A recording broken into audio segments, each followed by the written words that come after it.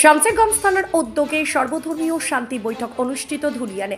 আজ সোমবার পবিত্র ঈদ উল ফিতর, রমজান মাস এবং বসন্ত উৎসব তথা হোলি উৎসবকে সামনে রেখে বিশেষ বৈঠক করা হয় থানার পক্ষ থেকে। বৈঠকে সর্বধর্মীয় বিশিষ্টজনেরা উপস্থিত ছিলেন। আলেমা ওলামা, পুরোহিত থেকে শুরু করে হিন্দু, মুসলিম, জৈন সহ সব ধর্মের প্রতিনিধিরা অংশগ্রহণ করেন।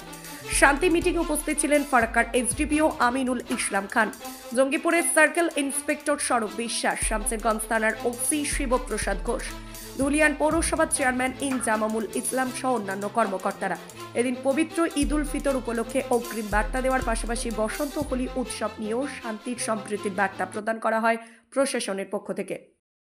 পুলিশ, জঙ্গিপুর পুলিশ ডিস্ট্রিক্টের পক্ষ থেকে প্রত্যেকবারই যেরকম হয়, অ্যাকচুয়ালি এটা সরকারি নির্দেশও বটে যে কোনো অনুষ্ঠান হলে তার একটা কোঅর্ডিনেশন মিটিং, পিস মিটিং করে। সেরকম দোল উৎসব এবং ঈদ আছে সামনে, সেই উপলক্ষে আজকে আমাদের একটা কোঅর্ডিনেশন মিটিং ছিল সমস্ত ধর্মের সমস্ত লোকজন এবং সমস্ত জনপ্রতিনিধিদের নিয়ে, যারা স্টেক হোল্ডার আছে সবাইকে নিয়ে।